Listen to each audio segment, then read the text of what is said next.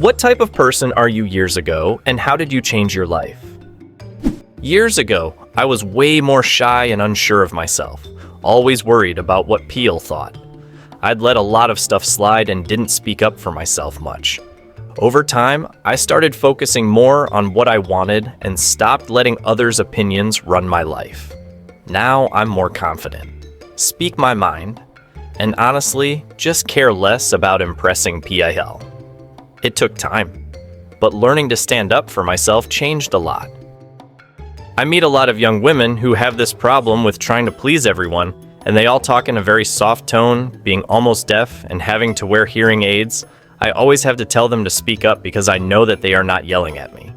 They all say that's okay and proceed to talk to me in a very soft tone again. So I tell them again that I really can't hear them, so please talk louder. After about saying this to them over and over, they finally get it.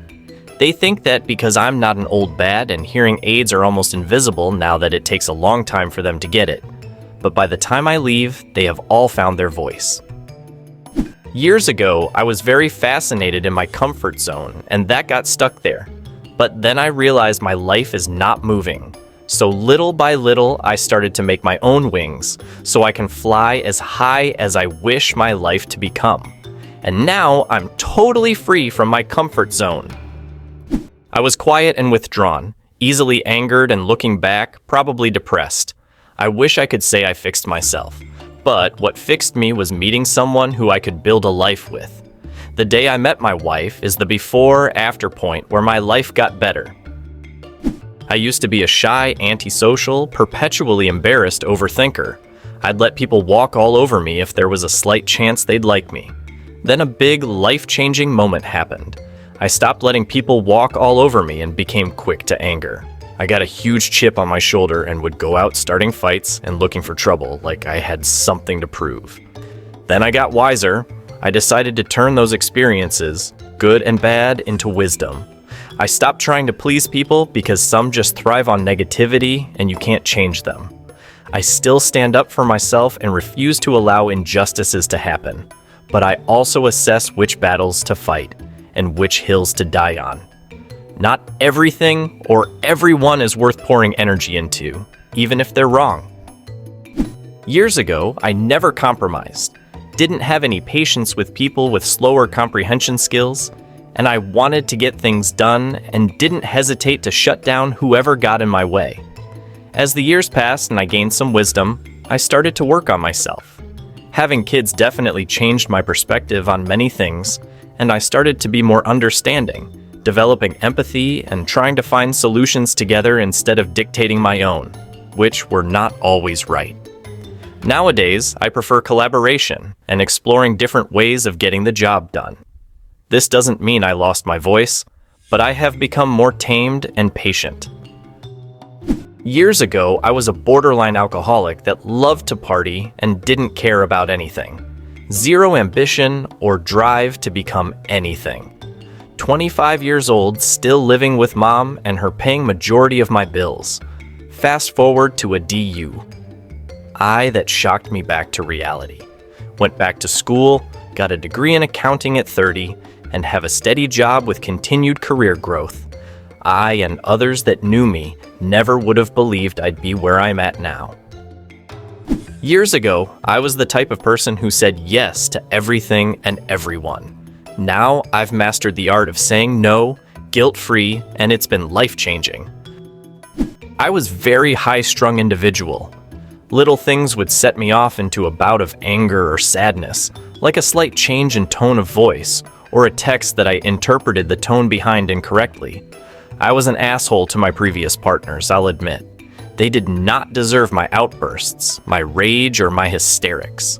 When my current partner was just a friend of mine, during one outburst on the phone with him, I threatened to SH. He called the police.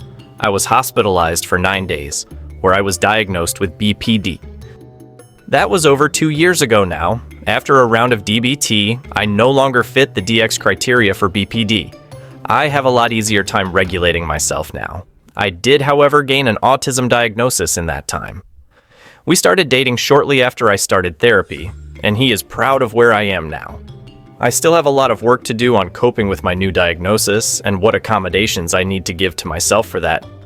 Being diagnosed as an adult is difficult. I've had to grieve the person I could have been if I knew I was autistic as a child.